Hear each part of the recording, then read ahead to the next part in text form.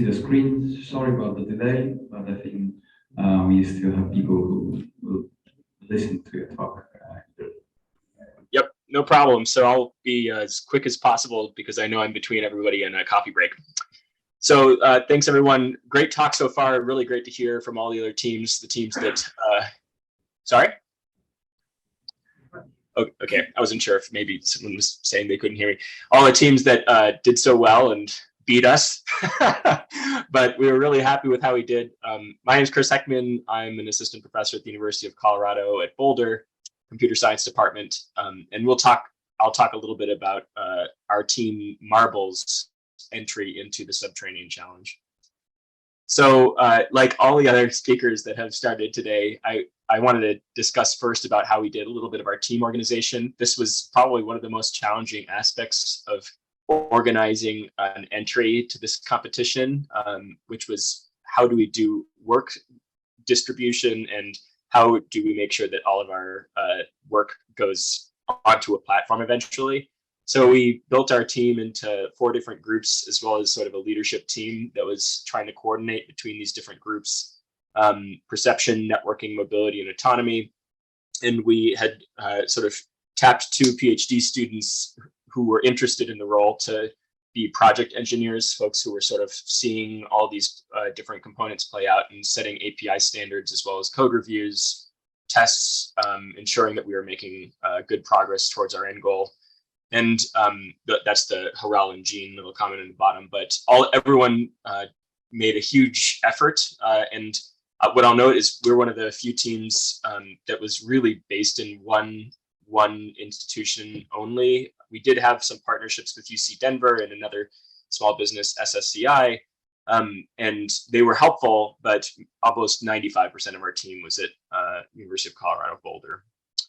And so that's our team. And like everyone else is also doing, I want to show you a little bit of footage. This would be probably a lot less footage than everyone else has shown of how our team's platforms did. And this is the final event. As you can see, Spot almost tripped over and was able to right itself.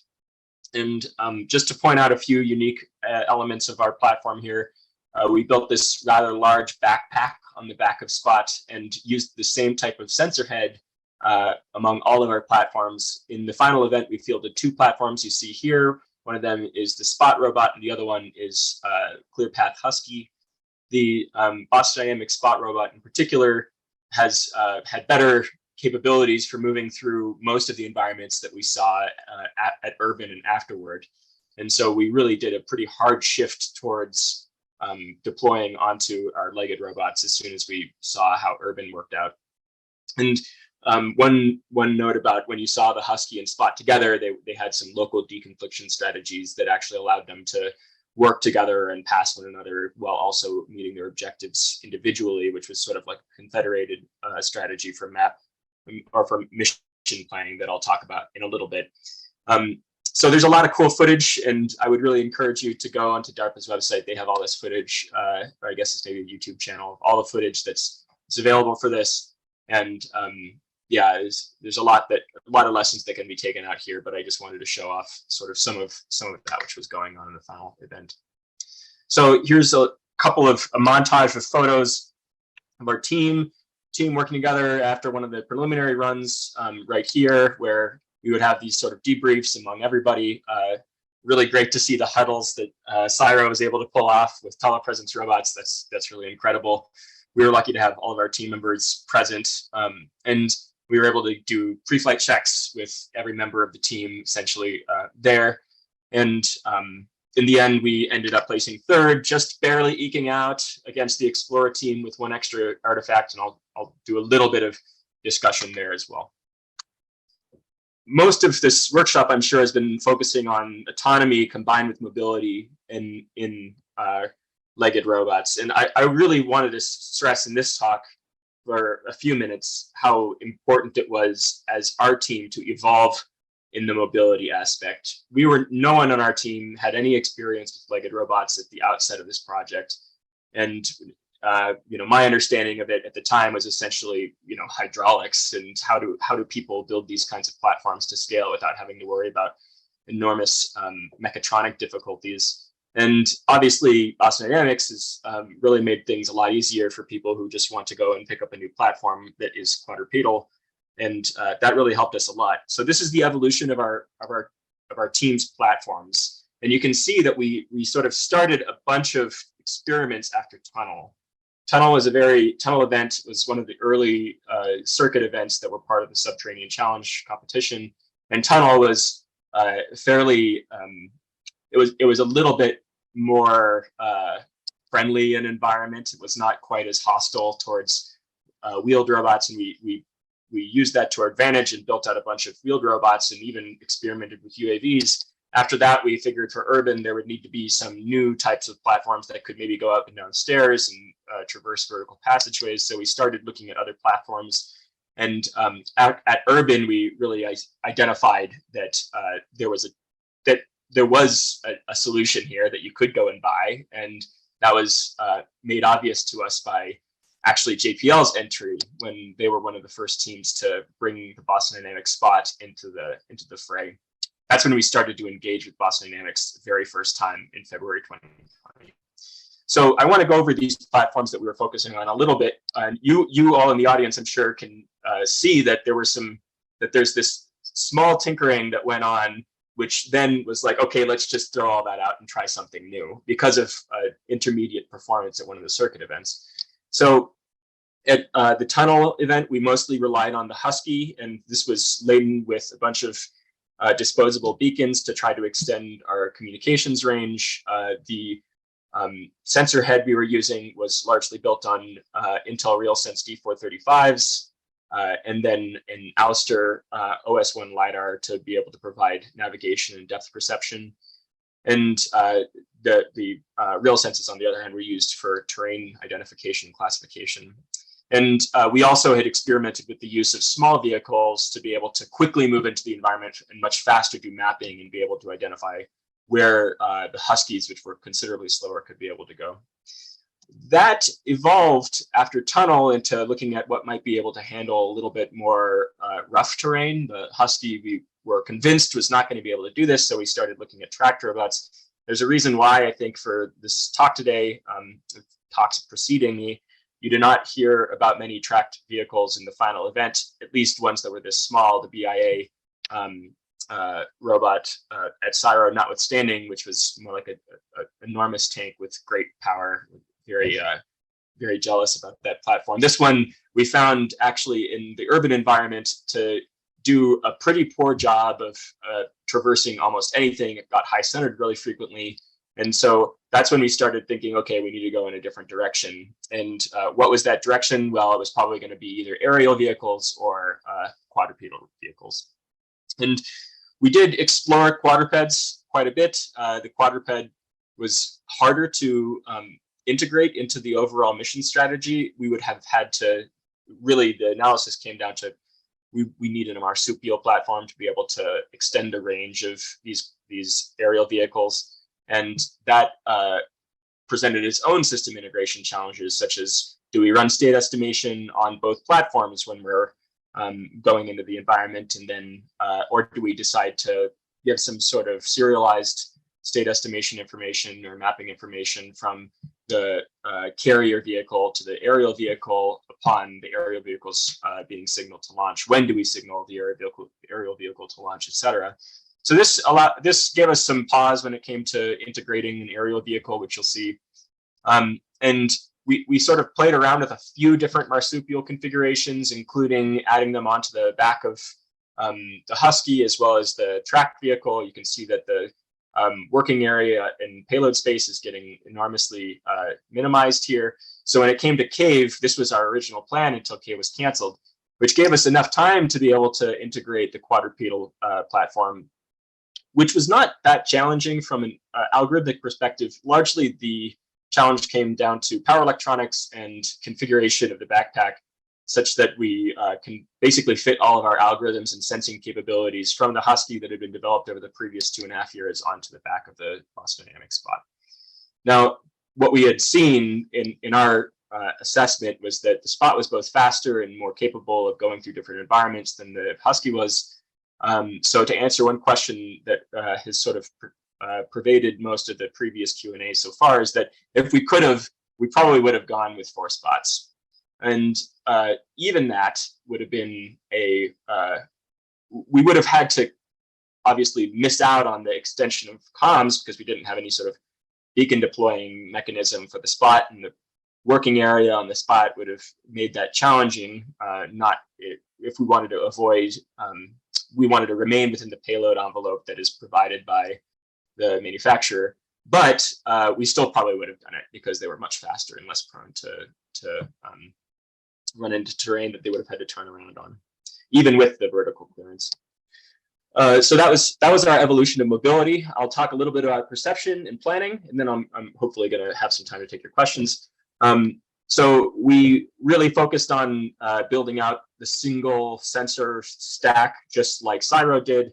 ICRA and we had a lot of great conversations back and forth at Urban about how things worked and didn't work. And one of the things they told us was, I can't believe you're using USB cameras.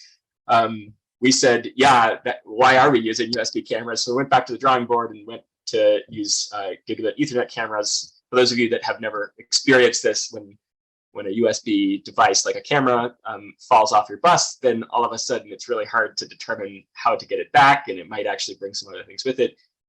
Gigi cameras, on the other hand, just send IP packets and Ethernet frames, and if anything gets dropped, then it gets either retransmitted or dropped, just ignored. So that's kind of a nicer failure mode than USB. That's why we ended up switching to that camera, and of course stuck with the ouster and put some PicoFlex flash lidars to be able to do some terrain analysis, and which I'll talk about in a second, in replacement for the depth channels that were coming off of the D435s. So now talking about perception, focusing squarely on this, we had a localization solution that was first built in visual inertial, and then a 2D to 3D cartographer, which was a LiDAR-based mapping and localization system. After that, we adopted LeoSam, which is LiDAR inertial odometry based on ISM2. And so that was our eventual all-around localization system with a few tweaks to it. We made a couple of small modifications. For instance, we didn't have access to a magnetometer, and LeoSam generally requires a 9-axis IMU, so we went to 6-axis, very small change. A couple of other small changes, less driver-related, more algorithm-related. But LeoSam was very good for us, except for in this one case where you'll see in a later map where there was a where tracking was lost and relocalization didn't happen until considerably later. But I'll make note of that. So when we think about mapping, though, I mean, LeoSam we used mostly for localization. For the mapping side, we ended up using a Octomap style map fusion technique, voxel-based probabilistic occupancy grid. And we modified and extended that to be able to include notions of traversability and other types of semantic information that we felt was useful for planning. So this is where that interaction between mapping, perception team, and the autonomy planning team really was required. So prior to the cave circuit, we only considered obstacles, which were things that were just filled or unfilled areas. But this resulted in our wheeled vehicles commonly getting stuck, like physically, on these tracks right here. They wouldn't be able to get out of the tracks potentially. So we ended up adding, augmenting this with traversability that was platform conditioned. So if the Husky thought that something was not traversable, then it might actually flag the spot to say, oh, you can go and come and do this. And so what that looked like is a labeling of voxels here that was identified by whether or not we thought that a particular location was traversable based on a classification scheme. The classification was only based on the normal vector and the curvature, the instantaneous curvature in space associated with a particular voxel. So we used a convolutional filter to be able to evaluate that. We fused that information into the occupancy map, and this was critical for allowing our Husky to be able to say, oh, I shouldn't drive there. And in particular, saying to spots, oh, this is an unexplored area, and then fusing that into the map that the spot was building. So also following the cave circuit, like I said, we tried this quadrupedal platform out. We felt that there was superior performance in urban settings combined with possible built-in stair capabilities that we could leverage. But of course, our planners were not really capable of doing stair planning, because if you look at this, then you would notice that this actually has really bad curvature and its normals are going all over the place in local spatial patches. So we actually had to extend our planning to have another classification scheme about that this is a set of stairs and you can go up and down it. This is fairly easy. Basically just was a stair detector, which was already in the literature at the time, but had never been fused into occupancy grid maps like Octomap. So this was a small extension that we were able to really quickly push out and fix into our overall planning and navigation mission planning scheme. So this is what it might look like at the end, where we're doing some map sharing with each one of the terrain classifiers and stair classifiers going into a set of labeled points. That Octomap representation is then handed off to a planner while being shared between different platforms, and essentially 3 different labels of traversable, non-traversable based on some classification, like I mentioned, and then stairs, which would then immediately signal to the spot that it could give this a shot. Our object, since we're talking about perception, object artifact detection was fairly straightforward. So I won't spend too much time on it, but vision was based on YOLO. We had artifact fusion from other non-perceivable, non-3D sort of sensing capabilities, such as like the cell phone detector for Bluetooth, or the gas detector, that were just based into where am I right now, and then we could use the human supervisor to be able to fix where those might be if we had to, say, move the artifact location to the door, which is where the CO2 artifact was located. Briefly, I'll talk about autonomy. So we had an iteration, an evolution of different planning techniques, exploration and planning techniques, just like we did with platforms and with our sensor stack. So we went originally from a B-spline-based trajectory generation scheme to a topological centering scheme, which is basically just stay away from objects as much as possible. This was helpful for tunnel. And then we moved from that to a 3D frontier and fast marching method-based planning scheme. And finally, in the end, we settled on a 3D sampling-based technique, which is very similar to what all the other teams that you've seen did. So, I mean, you can see that there was a lot of exploration going on as the competition evolved through different stages, which is really cool to see. Why did we move from frontier clustering and fast marching? Well, primarily it was because fast marching techniques didn't want to go inside doorways and small rooms. That would be a problem because we felt that DARPA likes to hide things in small places. Being able to just look at large areas is probably not a great idea because they're not just going to hide something on a wall potentially. And so we could see that, you know, looking at where the maximal frontier for exploration is not a winning strategy for looking for objects that might be hidden. And so that built us to moving to this graph-based planner, which would basically just randomly sample and try to make the robot go into a place it's never seen before. Graph-based planners have been around for a long time, obviously, and as you've seen, many of the teams here have decided to move in this direction. So what did we really add to that? Well, we had the inexpensive terrain solution, which either accepted or rejected different locations for placing a node in your graph-based planner based on the terrain classification. We had a multi-agent coordination strategy in which we actually would share those different plans on the graph with other agents, and those agents would be able to plan as extensions to the graph, and also some dynamic obstacle avoidance, which was essentially just being able to re-clear the graph at an appropriate time, not whenever we saw something, but once a sufficient amount of time had passed that we believed that a certain obstacle had obscured our pathway. This provided other things like efficient path selection for us. So here's an example of what this graph-based planner looks like in action. Here's that cave environment, one of the small cave environments coming off of the tunnel environment that was previously shown. Spot's attempting to move its way up this harsh map here, and what you'll see is that the Spot found an artifact and then mapped its entire way back home immediately by connecting with the previous tree that had already been created into the graph-based planner. So, you know, this sort of gives an idea of how we did map coordination and agent coordination. So we used to share full maps, and then each agent would plan over those maps separately. And then we did a small switch to being able to do pose graph planning, where have I gone based on my pose graph, and then local deconfliction was added on top of that so that these robots could move past one another in small passageways, which helped us a lot. So here's an example of what that merged map planning looks like, where we have one agent going through an environment first and doing some mapping, the second agent sitting at the gate waiting to be signaled to go. The first agent goes back and sees that there's a closure, a 3D closure in the map, and then decides to keep on going. And what you'll see is that the second agent that hasn't moved yet, they can plan based on the first agent's pose graph and map. And so you can see now that there's a fully built-in map that had been transmitted from the first agent to the second. Doesn't have to go and do that exploration again. It's able to do the planning on the new map that has been generated and the known explored areas. This is a little picture of our overhead supervisory interface.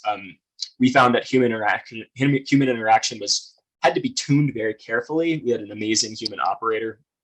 And what he was doing was looking at all these pieces of information, which looks like a lot, obviously, including the 4 different views on the right of where those agents are and what they could be, where they might be going, and some buttons on the left that the human supervisor could push in order to give certain types of instructions. We believe that by adding one more agent into the mix, the human supervisor would have actually been overwhelmed. This was about as much information as they could take, including being able to operate the vehicle through spaces that any one vehicle that was within comms range, operating through spaces that would have otherwise been closed off to that vehicle. So you can see that the human supervisor in our ConOps was able to really dig very deep whenever he wanted to be able to even go and control a robot through joysticking.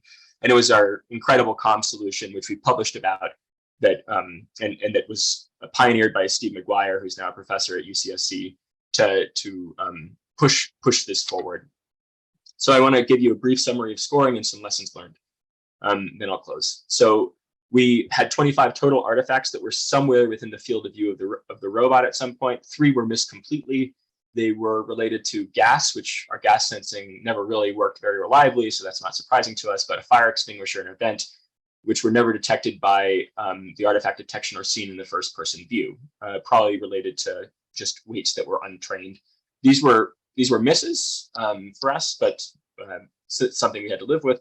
9 total artifacts were scored by actually adding a first person view to the robot and saving all those frames. So if there was ever a time that the human supervisor wasn't actively doing anything, he could actually scroll through a bunch of images that were viewed by the robot as it was going through, and then say, oh, draw a bounding box and then report that. So that was some extra points for us, a lot of extra points that really pushed us over the line. What I want to highlight here too is that 13 artifacts were scored by only the spots and 4 by both, and 1 was only the husky. So it was really, once again, a vindication of the strategy of switching to Boston Dynamics Spot as the number 1 platform for us in terms of finding new artifacts. What could we have done better? We never had planning downstairs quite down. For what that means is that if we went over to a stair edge, then very frequently we thought it was a cliff. So we would have had to put some sort of pre-programmed type of exploration movement into the platform to see that this is actually not a cliff. This is a set of stairs that you can go down. We never got the chance to do that. We had the elevation envelope, that is the smallest elevation that the platform could go through before it thought that a certain area was closed off, somewhat low to be conservative. We could have probably changed that and done some parameter tuning there. And we still revisited the same areas a lot. So we wish we could have fixed some of the planning that was involved there. Finally, auto recovery from falling down. I think there was another team, it might have been JPL's team, that was able to actually recover when the robot fell down. And there is a way to do this apparently, but we never explored it. There would have been other things involved in ensuring we could have actually done that robustly, like for instance, solving localization by relocalization upon restabilizing. We got a few points by this first person view I wanted to mention. This is like one of our, what we are really proud of. That comms network was so bulletproof that we were able to add those first person viewpoints in and then put quality of service on the packets that were coming back to us in order to have joysticking in first person view for this spot robot as it was going through a fog-filled corridor like this one here. So this actually scored us, I think, 2 or 3 extra points, but whatever it was able to get us over the line from the 4th place was just 1 point below us. Lessons learned is a slide that I'll close with. We found that legged was better than aerial and better than wheeled or tracked vehicles, at least for the finals course. We found that from a networking perspective, this really saved us, like I had mentioned throughout the talk so far. We found that on the perception angle, train analysis is still very difficult. When you go to a vended solution like Spot, then that becomes less of an issue. So you can put more time on how does that integrate with a higher level planner rather than how do I ensure that I don't trip on this. There are some opportunities still remaining for semantic labeling and reasoning over these different types of terrains.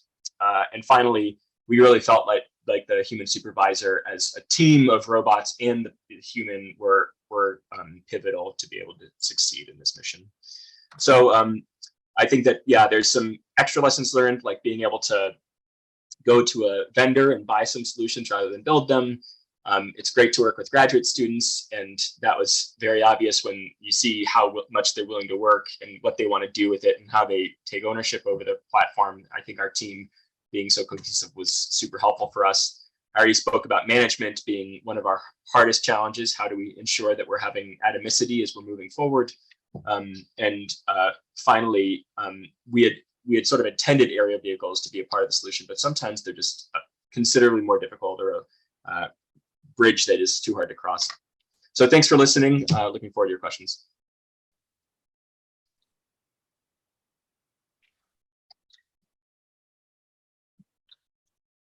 This is Navinder.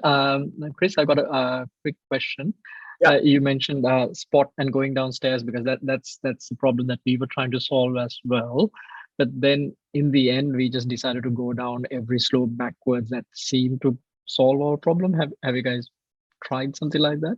So Navinda, that's a great question. Yes, we did try a few different strategies, and we think we came up with one.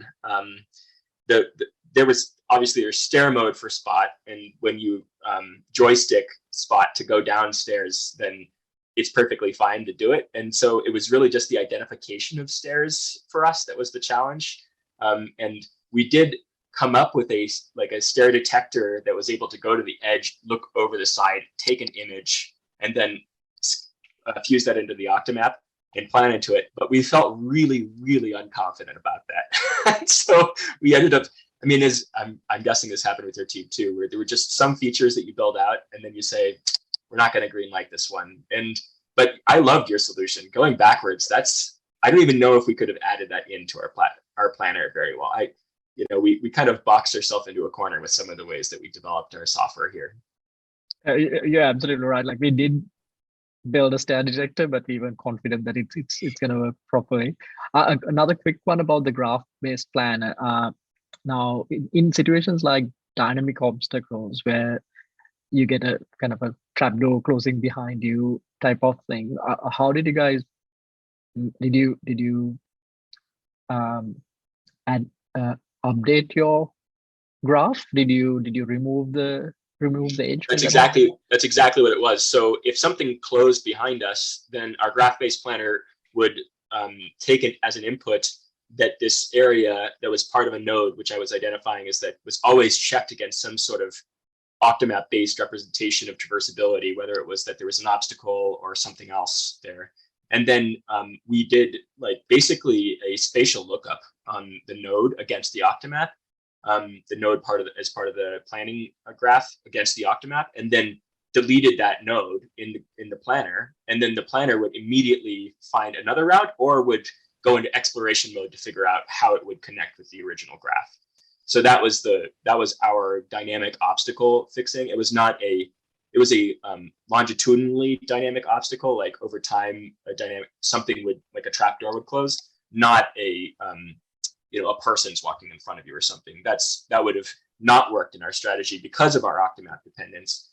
But as a result of what we considered to be the greatest risks in terms of dynamism in the environment, we had covered our bases. We didn't think that there was going to be a fast-moving dynamic obstacle, for instance.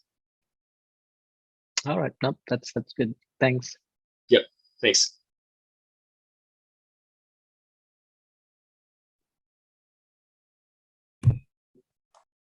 Are there any questions from the audience here in the room? There was something in the chat, no? This is from Navinda. Okay. I see a question from Alex. Yeah. In the chat window. Yeah. Yeah, the chat window just says about the urban stair setting. What are the problems? They look pretty easy. Yeah. So stairs, as like, you need to build a classifier into stairs, right? So like if you look at stairs and you ask yourself, does this look like something that I would want to walk over? You and I look at it and say no problem. But if you were to look at it from like, you turn those stairs on their side and now it's a really jagged terrain, then the answer is no way. Your robot will trip. And so now you have to start thinking about then identifying that this is actually a conveyance mechanism, right? So a simple classifier would tell you, don't go there because it's too many changes in the normal vector within a small spatial patch. It looks like you're going to walk on, a bunch of really jagged rocks that are super, super pointy, if you will. So this is the reason why you need to build in a classifier. So we have Chris, just a quick follow-up. I hope you can hear me well. Yeah. Is this probability is purely based on the algorithm, or it's according to your experience? Both. So in our experience, again, if you try doing a normal classifier, that is a normal vector-based classification scheme, then you have rapid rate of change in a relatively small spatial scale associated with your normal vectors. And usually that can be used as a metric to identify whether or not a certain terrain is something that you want to walk on, because if it's super rocky, for instance, then that would also have a very similar type of feature score in normal vector variability over that spatial scale. So this is the reason why you need to overcome that with something that says, no, actually, this is meant for ease of conveyance. Of course, many people can come up with other feature vectors, right? Our feature vector was based on something that was trustworthy and something that is fairly reliable in experience. And so that was the reason why. For what it's worth, Spot, of course, is perfectly fine going over stairs, but it was our planner that the issue was in. I want to make that point really clear. Okay, thank you. Yeah, no problem. Yes. So quick one here from our side. Yep. It was very impressive to see how many different tools on planning, autonomy, mapping, but also the platform side that we were exploring throughout this whole competition relatively quickly, that it changed from one to the other.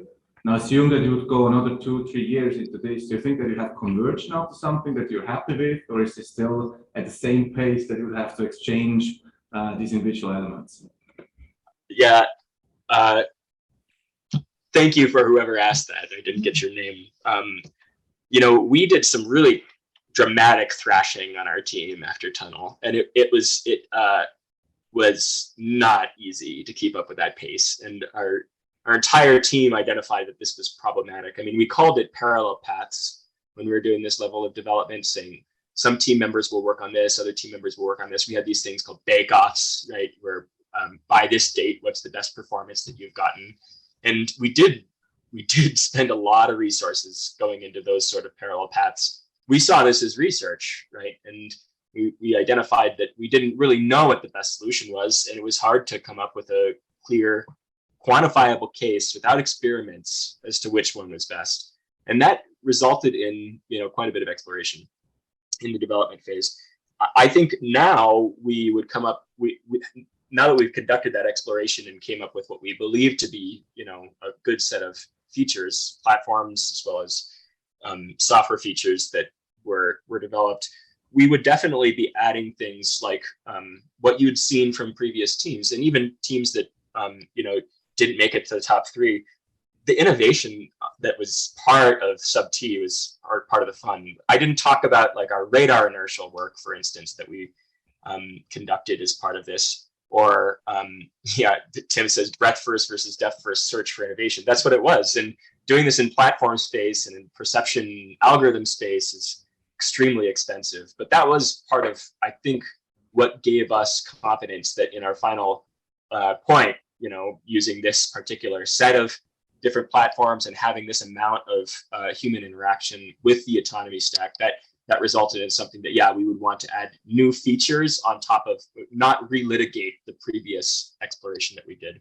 The last thing I'll note is, you know, there are innovations that I think our team had that other teams maybe didn't have quite as much of as a result of that exploration. You know, in for instance, exactly how a human supervisor interacts with the autonomy team. Like we really did have a pretty fine like exploration on what can the human handle in these environments through our testing. That was, I think, part of the result of our random search through innovation space, if you will. So it was a question from Marco Hutter, because you didn't hear the name. Are there any more questions from the audience here? Thanks, Marco. Or on the chat?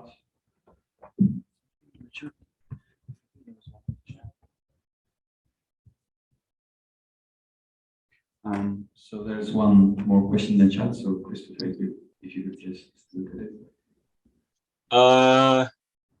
Is there another question in the chat? I don't see. Just a comment from Timothy. Oh yeah, I meant I gave comment to that. Yeah, it was a breadth first versus depth first search on innovation. That was going to the point that Marco brought up of that seems like we did this breadth first search, and yeah, that is what we did. Thank you very much for your talk. Once more, we want to thank our speaker.